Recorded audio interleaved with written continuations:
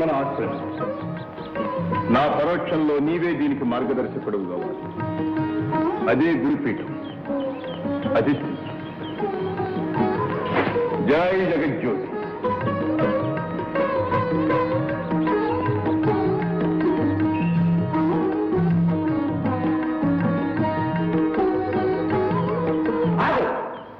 అదే గురుపీఠం.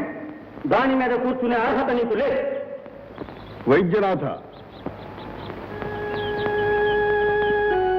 క్షమించండి గురుదేవ.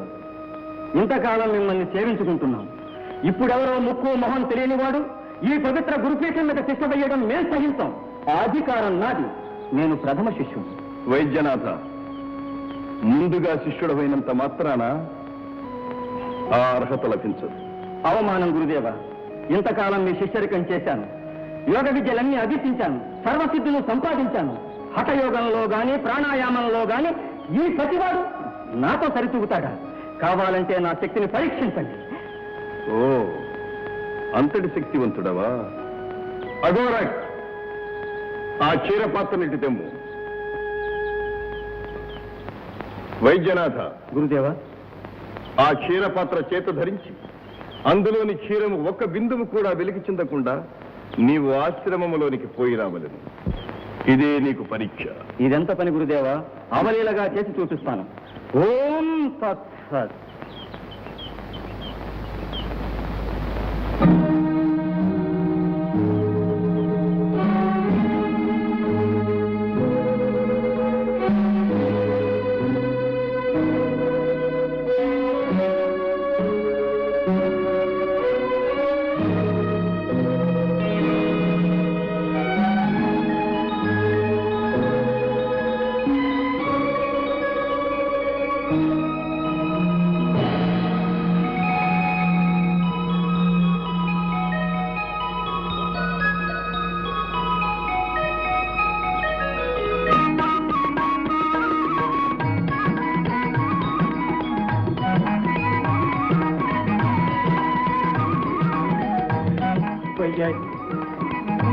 సుందరి.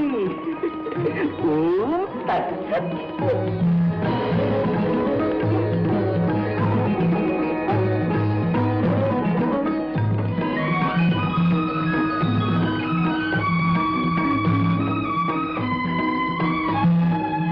హృదయేశ్వరి, ఇక నీ తాళజాలం.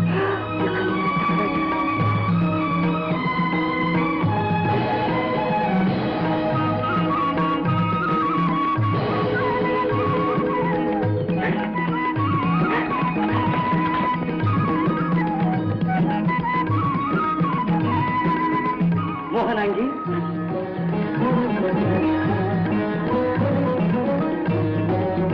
ఓం తత్సత్.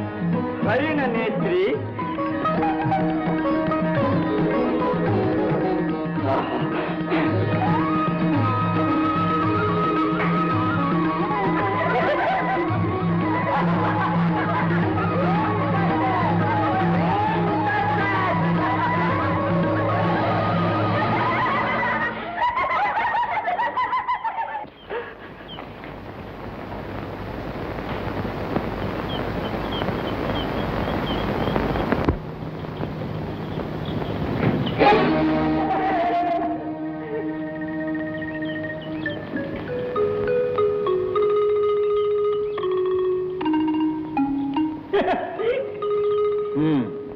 ఆ క్షీరపాత్ర తెమ్ము.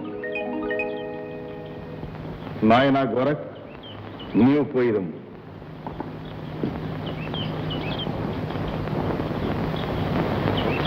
జై జగజ్యోతి.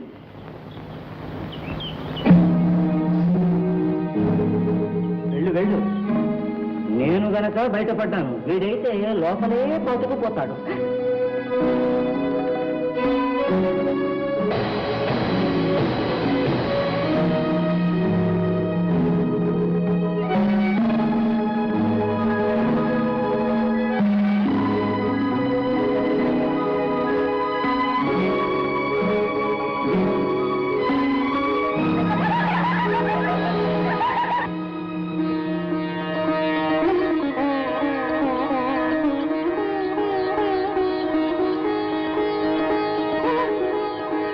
వైద్యనాథ, సూచనావా? ఏ కార్యమును సాధించడం గాని ఏకాగ్రత అతి ముఖ్యం. నాయనా గోరఖ్, నేను దేశాటనన్నకు బయలుదేరుచున్నాను. నీవిక్కడే ఉండి తపోనిష్టతో హృదయ నైర్మల్యం పెంపొందించు. నీ అంతర్వాణియే తగు సమయంలో నీకు కర్తవ్యం ప్రబోధిస్తుంది. రాజ్ఞ గురుదేవ. జై జగజ్యోతి.